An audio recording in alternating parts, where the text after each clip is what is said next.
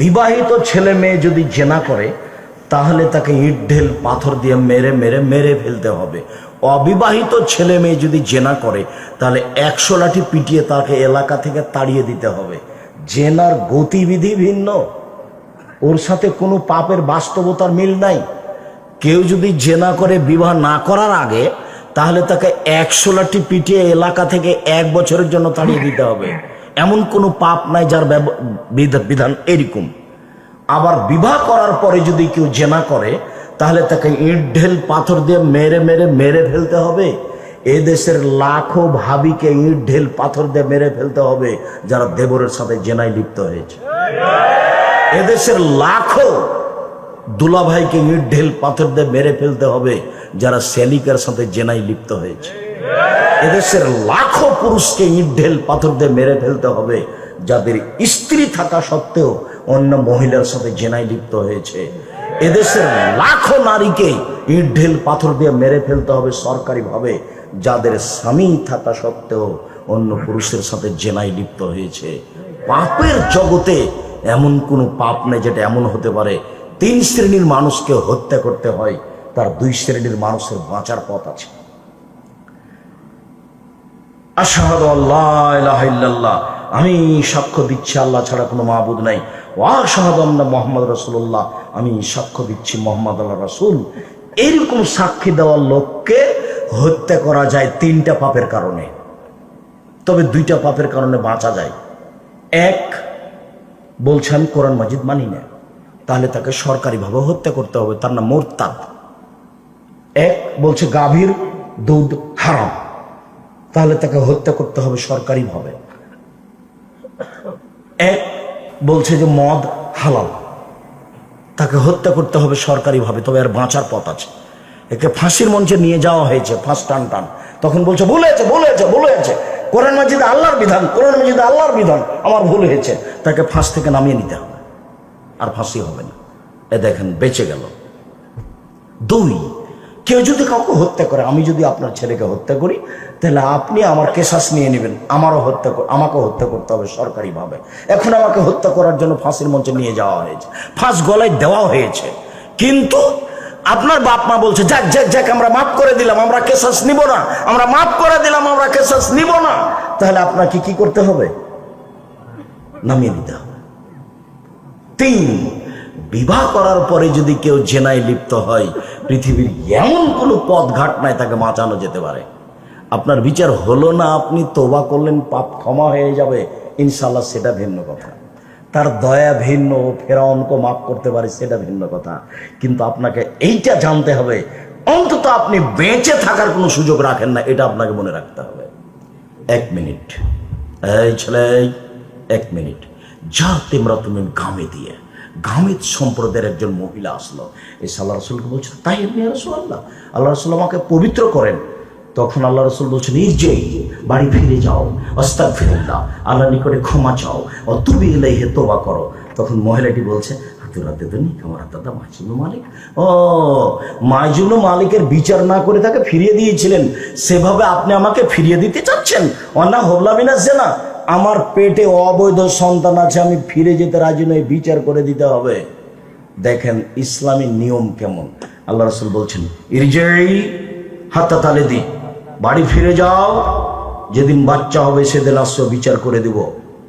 মহিলা বাড়ি চলে গেল। মুসলিম হাদিস গ্রন্থে এসেছে যেদিন বাচ্চা প্রসব হয়েছে সেদিনে একটা ন্যাকড়ায় জড়িয়ে নিয়ে এসে বলছে এ দেখেন বাচ্চা প্রসব হয়েছে, বিচার করে দেন। তখন আল্লাহ রাসূল বাচ্চার দিকে লক্ষ্য করে বলছেন ইরজি, বাড়ি ফিরে যাও, ফরদি হে, বাচ্চাকে দুধ খাওয়াও, হাত্তা তাকতিবি হে, বাচ্চা যেদিন দুধ ছেড়ে দিবে সেদিন আসছে, বিচার করে দেব। মহিলা বাচ্চা নিয়ে চলে গেল। 2 বছর বাচ্চাকে দুধ খাওয়ালো। 2 বছর পরে বাচ্চা নিয়ে বিচারালয়ে উপস্থিত। বাচ্চার হাতে তখন একটা রুটি রয়েছে, রুটি প্রমাণ করে বাচ্চা খাদ্য খেতে পারে। ফাওয়াসাদহু বিয়াদি রাজুলিন মুসলিমিন, আল্লাহ নবী বলেন এই শোনো, এই বাচ্চাটা তুমি না, লালন পালন করিও। একজন মুসলমান হাতে দিয়ে দিলেন।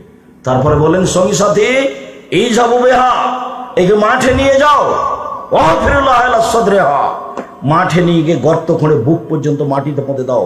ফারজেমুহা, চতুর্দিক থেকে ইট ঢেল পাথর মেরে তাকে বিদায় করো দুনিয়া থেকে। ও বিচার চাইতে না আসলে আল্লাহ রাসূল বিচার করতেন না। তোমরা মাঠে নিয়ে যাও, গর্ত খোঁড়ো, বুক পর্যন্ত মাটিতে পুঁতে দাও, চতুর্দিক থেকে ইট ঢেল পাথর মেরে তাকে বিদায় করো।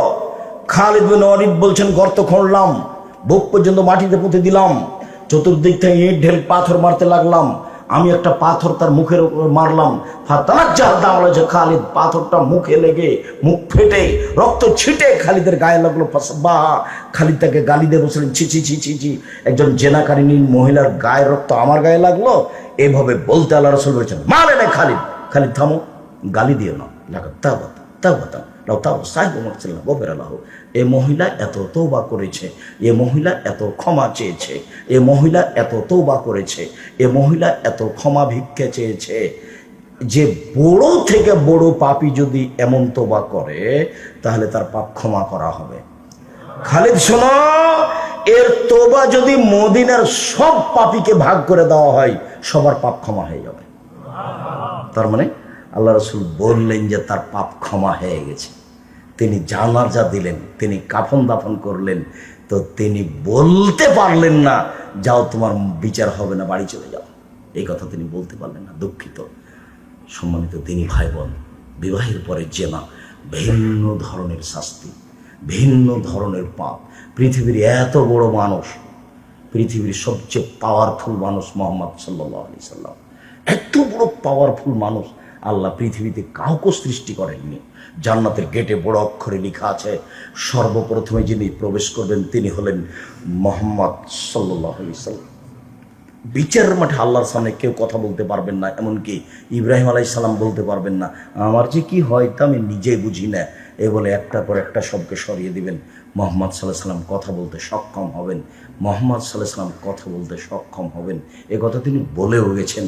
এত বড় পাওয়ারফুল মানুষ একটু বলতে পারলেন না যাও তোমার পাপ ক্ষমা হয়ে গেছে, তোমার আর বিচার হবে না, এই কথা বলতে পারলেন না কেন? উপর থেকে ফাইসালা আছে, বিবাহ করার পরে জেনায় লিপ্ত হলে তাকে ইট ঢেল পাথর দিয়েই মেরে ফেলতে হবে। এটাই হলো তার দুনিয়াবি ফাইসালা। পরকালে তার জান্নাতও হতে পারে, পরকালে তার জাহান্নাম হতে পারে। সম্মানিত দিনী ভাই বোন, এই পাপ হলো সুদের পাপ। জেনে শুনে যদি 1 টাকা সুদ খাই, 36 বার জেনা করে যত পাপ হবে, 1 টাকা সুদ খেলে তার চেয়ে বেশি পাপ হবে। সুদের পাপের 70টি ভাগ রয়েছে, বড় থেকে ছোট, ছোট থেকে বড়। সবচেয়ে ছোট ভাগ হলো মার সাথে জেনা করলে যেমন পাপ হয়, পাপের জগতে কোন পাপের ভাষা এরকম নয়। আপনাকে তো আমি বলছি মদ খারাপ, একদিন মদ খেলে 40 দিন ইবাদত কবুল হবে না, ও এক ব্যতিক্রম পাপ। একদিন মদ খেলে 40 দিন আল্লাহকে নিজের দিকে করা যাবে না, ও এক ব্যতিক্রম পাপ। একদিন মদ খেলে তার পাপটা হয়ে গেল সরস্বতী, ভগবতী, কালী, দুর্গাকে পূজা করার মতো, এক ব্যতিক্রম পাপ। তারপরে ভাষা এমনটা নয়, একদিন মদ খেলে ফলাফল জাহান্নাম। 4 শ্রেণীর মানুষ জান্নাতে যাবে না। 1, কোন বাপ মাকে মানে না যে। 2 নাম্বার, জুয়া খেলে যে। 1 মিনিট এই চলে, প্রত্যেক যেই খেলাতে টাকার হারজিত রয়েছে তার নাম জুয়া। পৃথিবীর যে কোনো স্থানে যে কোনো খেলায় যদি টাকার হারজিত থাকে তার নাম হলো জুয়া। টাকার হারজিত নেই, শরীর চর্চা আছে, তখন খেলা যায়। যেমন ফুটবল, ভলিবল, ক্রিকেট, টাকার হারজিত নেই কিন্তু শরীর চর্চা আছে, তখন জায়েজ। টাকার হারজিত নেই, শরীর চর্চাও নেই, বসে বসে চলে, এই খেলা বেশি খারাপ। আল্লাহ রাসূল বলছেন, মান লাইবা বিন্নার দেশির ফাকাত আদখালা ইয়াদাহু ফি দামি খিনজির। কেউ যদি চৌসা, ছক্কা, লুডু, দাবা, পাঞ্জা, ক্যারাম বোর্ড, তাস, গেমস, এরকম খেলা পৃথিবীতে আরো যত জন্ম নিয়েছে, আরো যত জন্ম নিবে, বসে বসে চলে, শরীর চর্চা হয় না, বসে বসে চলে, অন্য কাজ হয় না, এই খেলাতে যদি কেউ অংশগ্রহণ করে সে তার হাতকে শরীর শুক্রের রক্তের মধ্যে ডুবিয়ে দিল। কার মধ্যে ডুবালো? শুক্রের শরীর রক্তের মধ্যে ডুবিয়ে দিল। তার মানে বসে বসে চলে, কোনো কাজ হয় না, তাসবিহ তাহলিল হয় না, শরীর চর্চা হয় না, সামাজিক কাজ হয় না। ইসলাম কোনো মানুষকে বসে খেতে দিবে না। এই ছেলে বসে আছো কেন? তাস খেলাচ্ছ কেন? এই ছেলে বসে লুডু খেলাচ্ছ কেন? এটা কোন ঢং? এই ছেলে তোমাকে বলছি, তোমার ওই তাস খেলার ক্যারাম বোর্ডটা ভেঙে ঘুমাবা। বক্তব্যের সঙ্গে মুনাফিকি করিও না, মুনাফিকি করে কোনো লাভ নেই। তুমি যদি ভেঙে ঘুমাও তাহলে তুমি আসলেই বক্তব্য শুনেছ, তুমি একজন মুসলিম। মুসলিম মানে মেনে নেওয়া, ইসলাম মানে ওর ধর্ম, ওর ধর্মের নাম ইসলাম। আর মুসলিম মানে মেনে নিয়েছে। চৌসার, ছক্কা, লুডু, দাবা, পাঞ্জা, ক্যারামবোর্ড, তাস, গেমস যেগুলো বসে বসে চলে, এগুলো শরীয়ত খুব শক্তভাবে দেখেছে। মধ্যখানে একটা কথা বারবার আঘাত করছে, আপনার স্ত্রীকে বলে এসেছি অনেক কিছু, তারপর আমি কষ্ট পাচ্ছি একটু না বললে। আপনার স্ত্রী আপনার বাচ্চার হাতে গেমস খেলতে দিয়েছে, বাচ্চাকে একটা মোবাইল, আর আপনার স্ত্রী স্টার জালসা নিয়ে বসে আছে। এ হস্তিনী বউ, আমি আপনাকে কষ্ট দিতে চাই না বারবার বলে, আমি আপনার বউ ভালো হোক এটাই আমি চাচ্ছি, আপনার বউ ভালো হোক এটাই আমি চাচ্ছি। যদি সত্যিই সংসারকে সুন্দর করতে চান, সরকারের দোষ দিয়ে কোনো লাভ নেই।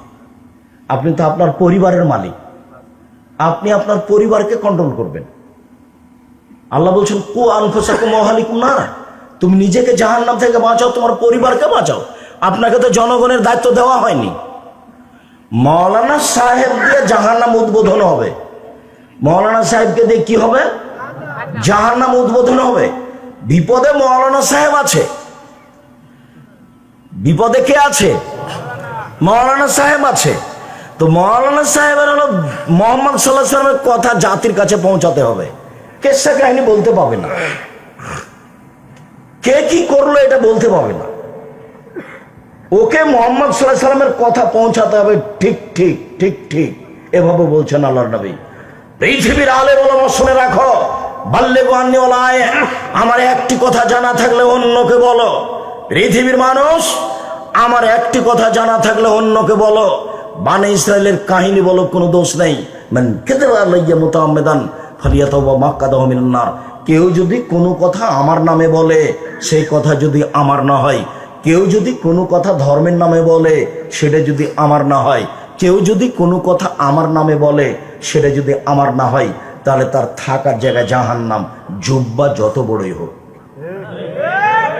পাগড়ি যত বড়ই হোক, বিচার মাঠে রেহাই হবে না। যার জন্য মুখ খুলতে পাবে না রাসূলের কথা ছাড়া। নিজেকে বাঁচাতে হবে, পরিবারকে বাঁচাতে হবে, এটা আমার জিম্মেদারি। মৌলানা সাহেবের জিম্মেদারি নিজেকে, পরিবারকে, সমাজকে। নিজেকে, পরিবারকে, সমাজকে। উনি কেমন দাওয়াত দিচ্ছেন সেটা বিচারের মাঠে ফলাফল হবে। এই ছেলে, আমরা আলোচনার শেষের দিকে চলে এসেছিলাম। সুদের আলোচনায় একটা লম্বা হাদিসের একটা অংশ বলবো, সেই জন্য হাদিসটা আমি মুখে বলছি। হাদিস বুখারী মুসলিম, আমার দিকে এক খেলে চেয়ে থাকবেন। যার একটা কথা আসবে সুদের ব্যাপারে, এদিকে দেখেন। সামর ইবনে জুনদুব রাদিয়াল্লাহু তাআলা আনহু বলেন, আল্লাহর নবী ফজরের সালাত আদায় করেই আমাদের দিকে মুখামুখি বসতেন, আমাদের জিজ্ঞাসা করতেন, তোমরা স্বপ্নে কিছু দেখেছো কি? আমরা কেউ কিছু দেখলে বলতাম, তখন তিনি স্বপ্নের তাবির করে দিতেন। বলতেন, তোমার স্বপ্নের তাবির এই, তোমার স্বপ্নের তাবির এই। তো একদিন তিনি আমাদেরকে জিজ্ঞাসা করলেন, সঙ্গী সাথী, গত রাত্রে স্বপ্নে কেউ কিছু দেখেছ? আমরা বললাম জি না। তখন তিনি বলছেন, শোনো শোনো, আমি দুইজন লোককে দেখেছি। তারা আমার কাছে আসলো, দুই হাত ধরলো, ধরে নিয়ে চলে যাচ্ছে বাইতুল মুকাদ্দাসের দিকে। যেতে যেতে দেখছি একটা লোক বসে আছে আর একটা লোক দাঁড়িয়ে আছে। যে লোকটা দাঁড়িয়ে আছে তার হাতে একটা লোহার বাঁকা লাঠি রয়েছে, মুখের ডান দিক দিয়ে ঢুকিয়ে চিরে পিছন দিকে নিয়ে যাচ্ছে, আবার বের করে মুখের বাম দিকে লাগাচ্ছে। তো বাম দিক চিরতে না চিরতে দেখে ডান দিক ঠিক হয়ে গেছে, আবার বের করে ডান দিকে নিয়ে আসছে। আমি বললাম, মা যা, একই দৃশ্য। তো তারা দুজন বলছেন, চলতে থাক চলতে থাক। তা আমি কিছু না বলে চলতে থাকলাম। চলতে চলতে দেখছি যে একটা লোক চিথে শুয়ে আছে, আর একটা লোক পাশে দাঁড়িয়ে আছে, তার হাতে একটা বড় পাথর আছে। মারছে পাথর তার মাথার উপরে, মাথা একবারে ভেঙে চৌচির হয়ে যাচ্ছে, পাথরটা ছিটকে দূরে চলে যাচ্ছে। ও পাথরটা আনতে যাচ্ছে, আনতে না আনতে দেখে মাথা ঠিক হয়ে গেছে, আবার মারছে। তা আমি বললাম, এই কি দৃশ্য, ব্যাপারটা কি, এ কোন শাস্তি? তো কি ব্যাপার? তারা দুজন বললেন, চলতে থাকেন। আমি কিছু না বলে চলতে থাকলাম। আস্তে আস্তে দেখি একটা গর্তের মতো, চুলহার মতো একটা গর্ত, উপরের দিক সংকীর্ণ, নিচের দিক প্রশস্ত। দেখি তার ভিতরে আগুন জ্বলছে, দাদা দাদা দাদা করে আগুন উপরে চলে যাচ্ছে, আবার নিচে যাচ্ছে। দেখি তার ভিতরে পুরুষ এবং নারী উলঙ্গ অবস্থায় জমা ধরে আছে, উলঙ্গ অবস্থায় দুজন করে জমা ধরে আছে, দাদা দাদা দাদা উপরে চলে যাচ্ছে, আবার নিচে আসছে, আবার উপরে যাচ্ছে, আবার নিচে আসছে। আমি বললাম এ কি? তারা দুইজন বলেন চলতে থাকে। আমি কিছু না বলে চলতে থাকলাম। আস্তে আস্তে দেখি একটা নদী, নদীতে পানি নেই, শুধু রক্ত, রক্ত, পানি নেই। তো দেখছি নদীর পাশে একটা লোক দাঁড়িয়ে আছে, হাতে পাথর আছে, আর মাঝামাঝিতে একটা লোক আছে, খুললো মারা দেয় রোজা। যতবার উঠার চেষ্টা করছে, পাশ থেকে পাথর মেরে তার মুখটাকে ভেঙে দিচ্ছে পাশের লোকটা। যতবার চেষ্টা করছে উঠার, ততবার পাথর দিয়ে তাকে রক্তের মাঝামাঝিতে করে দিচ্ছে আর মুখটা ভেঙে দিচ্ছে। আমি বললাম এ কি? তারা দুজন বললেন চলেন, চলতে থাকেন। তো আমি কিছু না বলে চলতে থাকলাম। দেখি একটা বাগান, সবুজ বাগান, অনেক বড়। দেখি গাছ, একটা অনেক বড় গাছ বাগানের ভেতরে। গাছের পাশে একটা বৃদ্ধ মানুষ বসে আছে, বৃদ্ধ মানুষ। তার সামনে দেখি অনেকগুলো বাচ্চা ছেলে আছে। দেখি পাশে একটা লোক দাঁড়িয়ে আছে, তার হাতে একটা লোহার বাঁকা লাঠি আছে, এইভাবে আগুনকে উত্তেজিত করছে। এটা আমি দেখতেই তারা দুজন উপর দিকে নিয়ে চলে গেল, একটা ঘরে ঢোকালো। এত সুন্দর ঘর আমি কোনোদিন দেখিনি। ঘরে আছে যুবক, ঘরে আছে যুবতী, ঘরে আছে মহিলা, ঘরে আছে পুরুষ, ঘরে আছে বৃদ্ধ মানুষ, সব ভর্তি। বের করে নিল, আরো উপরে নিয়ে গেল আরেকটা ঘর, আল্লাহু সামাদ। পরের ঘরটা আগের ঘরের চেয়ে আরো সুন্দর। দেখি এখানে যুবক আছে আর বৃদ্ধ মানুষ আছে। আমি বললাম এই শোনো, এতক্ষণ যা দেখলাম বলে দাও, কি দেখলাম? কালা। তারা দুজন হ্যাঁ সব বলে দেবো। শুনে, ওই যে প্রথম লোকটাকে দেখলেন না, ডান দিক দিয়ে, মুখের ডান দিক দিয়ে বাঁকা লোহার লাঠি ঢুকিয়ে চিরে ফেলা হচ্ছে। ফারাজুলুন কাযযাব, মিথ্যুক, মিথ্যা কথা বলতো। ইফালু বিহি ইয়াউমিল কিয়ামা, যতদিন পর্যন্ত জাহান্নাম জান্নাত বিচার না হচ্ছে, ততদিন পর্যন্ত তার এই শাস্তি হতে থাকবে। মিথ্যে কথা থেকে বিরত থাকতে হবে। আল্লাহ নবী বলছেন, পৃথিবীর মানুষ শুনে রেখো, কেউ যদি মজাক করে হলেও মিথ্যে না বলে, আমি মুহাম্মদ সাল্লাল্লাহু আলাইহি ওয়াসাল্লাম তাকে একটা জান্নাতে ঘর নিয়ে দিব। মজাক করে হলে মিথ্যে না বলে, যে মিথ্যে বলবে তার শাস্তি এই। তারপরে যে আপনি দেখলেন পাথর দিয়ে একজন মানুষের মাথা ভেঙে দেওয়া হচ্ছে, উনি হচ্ছেন মাওলানা মানুষ, ইলম অনুযায়ী আমল করেননি, রাতে কোরআন তেলাওয়াত করেননি। মাওলানা সাহেব বড় বিপদে, এই কারণে তার মাথাকে ভেঙে দেওয়া হচ্ছে। তারপরে যে আপনি দেখলেন চুলার মতো একটা গর্ত, ধাঁধা ধাঁধা করে আগুন জ্বলছে, উপরে যাচ্ছে, নিচে নেমে আসছে। এই পুরুষ এবং নারী উলঙ্গ হয়ে জমা ধরে আছে, দাদা করে উপরে উঠে যাচ্ছে, আবার নিচে নামে আসছে। এ হলো ব্যভিচার। ব্যভিচার নিয়ে জেনায় লিপ্ত থাকতো। বোঝা গেল না কথা মনে হয়? আমি এখানে আরেকটা বাক্য ব্যবহার করি। আল্লাহ নবী আরেকদিন বলছেন, আমি ঘুমিয়ে আছি, দুইজন লোক আসলো, এসে আমার দুই হাত ধরে নিয়ে চলে গেল। হঠাৎ দেখি মানুষ অনেক ফুলে ফেঁপে খুব উঁচু উঁচু হয়ে আছে, দুর্গন্ধে টিকা যায় না। মনে হচ্ছে ওরা গণশৌচাগার, মনে হচ্ছে ওরা গ্রামের টয়লেট, মনে হচ্ছে ওরা গণশৌচাগার, মনে হচ্ছে ওরা গ্রামের টয়লেট। আমি বললাম, জিব্রাইল এরা কে? তখন জিব্রাইল বলছে, অহমুজনাতা জাওয়ানি, এরা হলো ব্যভিচার। ব্যভিচার নেই। এই ছেলে মনে থাকবে, জমা ধরে আগুনে জ্বলছে, এরা কারা? ব্যভিচার। ব্যভিচার নেই। আর একটা বর্ণনায় আল্লাহ নবী বলছেন যে খুব স্বাস্থ্য মোটা মোটা হয়ে আছে, দুর্গন্ধে টিকা যায় না, এরা কারা? ব্যভিচার। ব্যভিচার নেই। এইখানে আল্লাহ নবী একটা কথা বলেছেন যে যারা ব্যভিচার মহিলা, ওদের লজ্জা স্থানের গন্ধে জাহান্নামীরা জাহান্নামে টিকতে পারবে না। যদিও ওই সূত্রের একটা দুর্বলতা পেশ করা আছে, কিন্তু তিনি এই কথা বলেছেন। তারপরে যে আপনি দেখলেন না, একটা লোক রক্তের নদীতে পড়ে আছে, নদীতে পানি নাই, যতবার উঠার চেষ্টা করছে ততবার তার মুখের উপরে পাথর দিয়ে তার মুখটা ভেঙে দেওয়া হচ্ছে। আকেলুর রেবা, ও হলো সুদখোর। এটা হলো আমাদের আলোচনার সাথে সম্পৃক্ত কথা। হাদিস বুখারী। যার মুখকে, যে লোকটা রক্তের নদীতে পড়ে আছে, পাথর দিয়ে মুখ ভেঙে দেওয়া হচ্ছে, কে? সুদখোর। বিচারের দিন পর্যন্ত এভাবে শাস্তি হতে থাকবে। এই ছেলে, এক টাকা সুদ খেলে 36 বার জেনা করে যত পাপ হবে, 1 টাকা সুদ খেয়ে তার চেয়ে বেশি পাপ হবে। 2, সুদের পাপের 17টি ভাগ রয়েছে। ছোট ভাগ হলো মার সাথে জেনা করলে যেমন পাপ হয়। 3, কে যদি সুদ খায় তাহলে তাকে রক্তের নদীতে ফেলে দিয়ে এইভাবে শাস্তি দেওয়া হবে। মনে রাখতে হবে 24 ঘন্টার মধ্যে সুদের লেনদেন বন্ধ করতে হবে, কিস্তি বন্ধ করতে হবে, লোন নিয়ে বাড়ি গাড়ি করতে হবে না, বউকে খুশি করতে হবে না, ছেলে মেয়েকে খুশি করতে হবে না।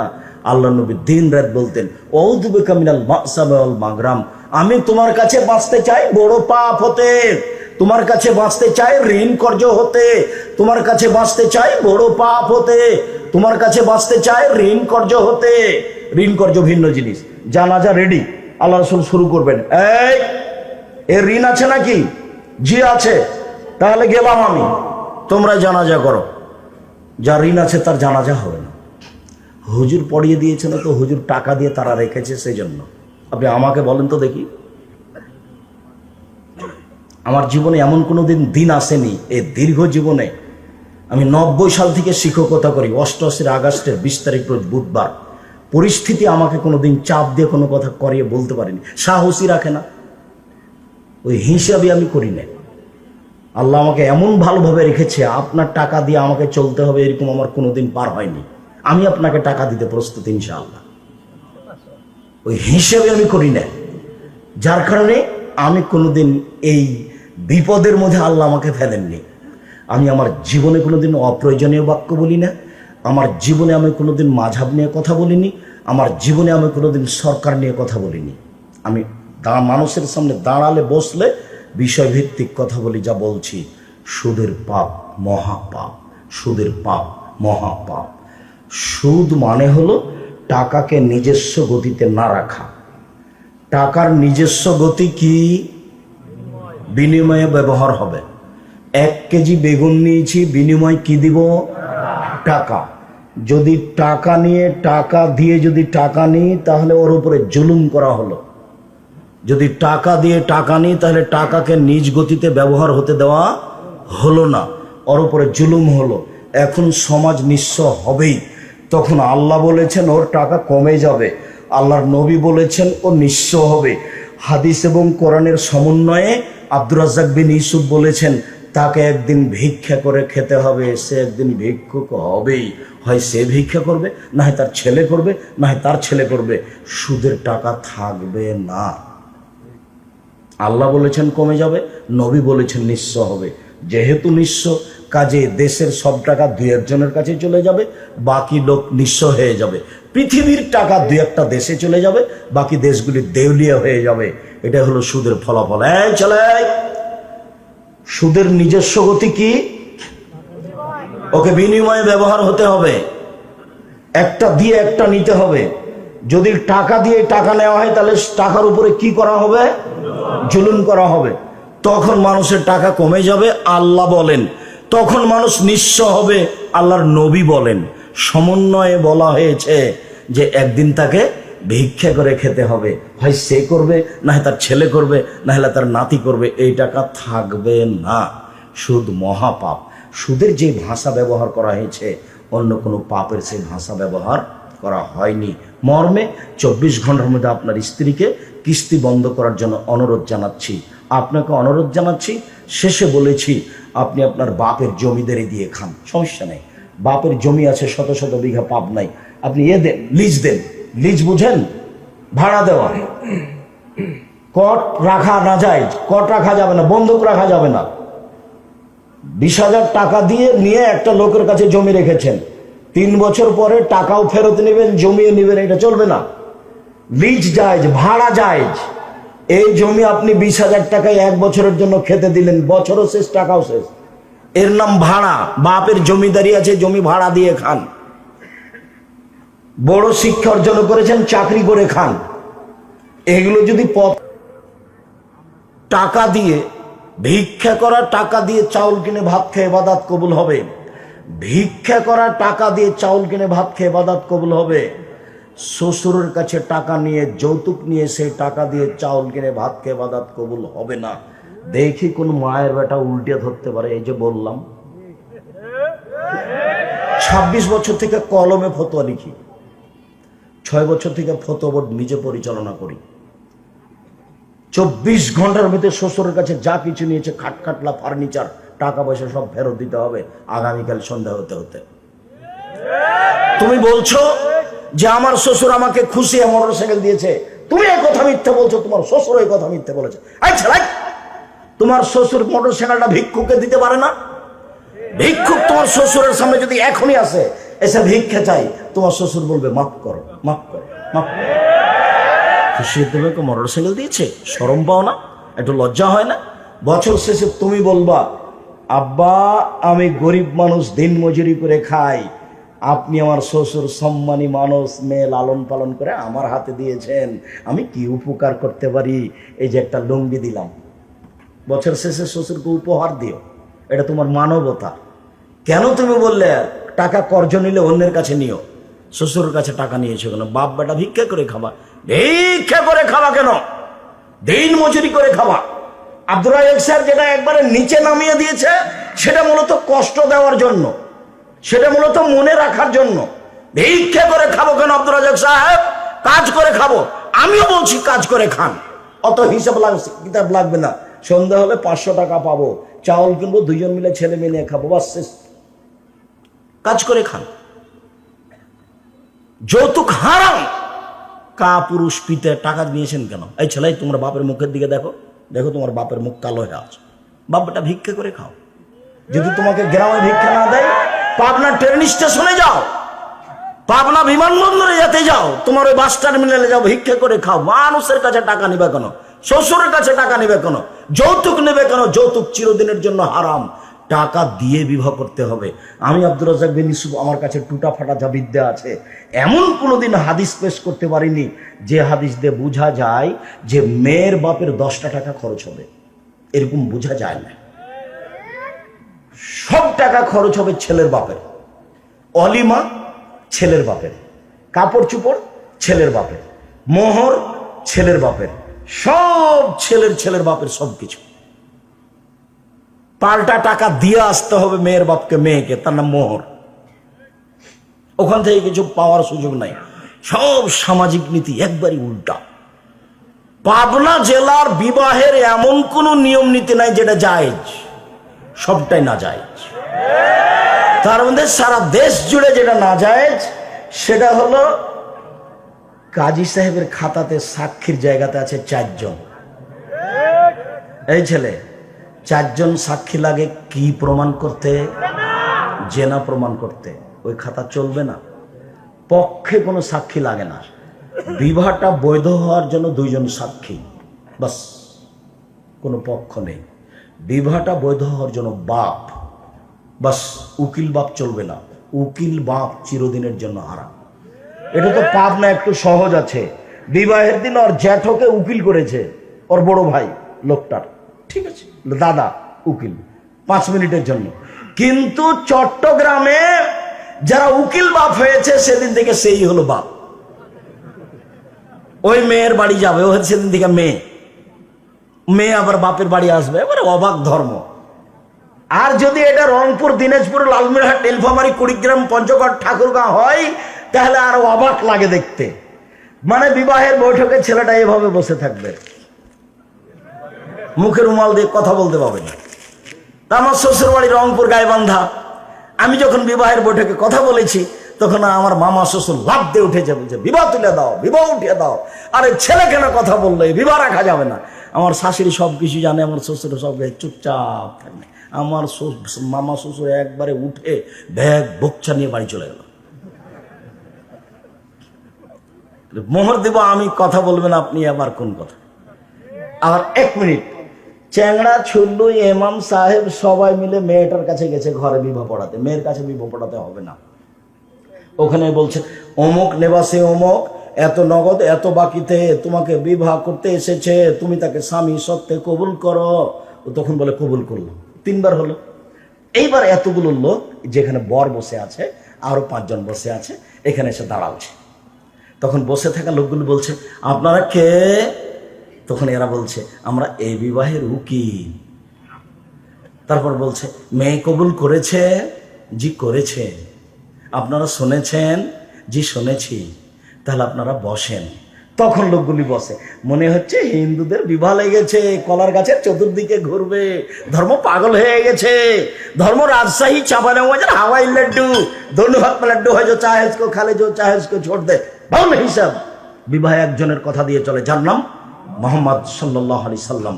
আগে খুতবা হবে, মেয়ের বাপের সামনে খুতবা হবে, খুতবা শেষে মেয়ের বাপ নিজে বলবে, মেয়ের এখানে যাওয়ার, মেয়ের কাছে যাওয়ার কোনো সুযোগ নাই। প্রয়োজনে মেয়ের বাপ গিয়ে বলবে, আম্মু বিবাহ পড়াতে যাব। চুপ থাকে, আসেন, যান, আসেন। কেঁদে উঠে বিবাহ পড়াতে হবে না। ছেলে যত বড় চাকরিজীবী হোক, চুপ থাকে, আসেন, বিবাহ পড়াতে যান, যান, ঠিক আছে আব্বু যান। এখন আপনি বলবেন, আমার মেয়ে খালেদা এত টাকা নগদ, এত টাকা বাকিতে তোমার সাথে বিবাহ বন্ধনে আবদ্ধ হতে রাজি, তুমি তাকে স্ত্রী হিসেবে কবুল করো। ও তখন বলবে কবুল করলাম। দুজন সাক্ষী শুনবে, এর নাম বিবাহ। গুরুত্বপূর্ণ কথা 3 বার বলতে হয়। আবার বলবে, আমার মেয়ে খালেদা এত টাকা নগদ, এত টাকা বাকিতে তোমার সাথে বিবাহ বন্ধনে আবদ্ধ হতে রাজি, তুমি তাকে সে স্ত্রী হিসেবে কবুল করো। ও বলবে কবুল করলাম। দুজন সাক্ষী শুনবে, এর নাম বিবাহ। এখানে কোনো অলিমা হবে না, বউ নিয়ে যেতে হবে, বাসর ঘর সাজাতে হবে, ওর মা সাজাবে, ওর খালা সাজাবে, ওর ফুফু সাজাবে, ওর বোন সাজাবে, চাচাতো বোন নয়, ভাবিরে নয়। বাসর ঘর সাজাতে হবে, এই কথাই ঠিক। খাওয়ানোর ব্যবস্থা করতে হবে, এই কথাই ঠিক। সুন্দর করে ঘর সাজাতে হবে, এই কথাই ঠিক। বউটাকে সুন্দর করে সাজাতে হবে, এই কথাই ঠিক। আয়েশা রাদিয়াল্লাহু আনহা বলছেন, আমাকে খুব সুন্দরী করে সাজানো হলো, আমি বুঝতে পারছিলাম না ব্যাপারটা কি, আমাকে এভাবে সাজানো হচ্ছে কেন। আমার মা আমাকে ডাকলো, আয়েশা, আমি দৌড়িয়ে আসলাম। আমার বান্ধবীদের সাথে আমি দোলনায় খেলাচ্ছিলাম, দৌড়িয়ে আসলাম। আমার মুখে হাতে কিছু বালু টালু লেগেছিল, ধুলাবালি, এটা আমার মা মুছে দিলেন। আনসারীদের মহিলাদের কাছে নিয়ে গেলেন, আমাকে সুন্দরী করে সাজালেন। তারপরে আমার মা সাথে নিয়ে যেয়ে সকাল 8টার দিকে আল্লাহ রাসূল যে ঘরে ছিলেন সে ঘরে আমাকে রেখে চলে আসলেন। বিষয়টা আমি বুঝতে পারলাম না ব্যাপারটা কি, আমি তো কোনোদিন এরকম দেখিনি। তো বিবাহ হয়েছে 6 বছর বয়সে, এটা তিনি জানেন।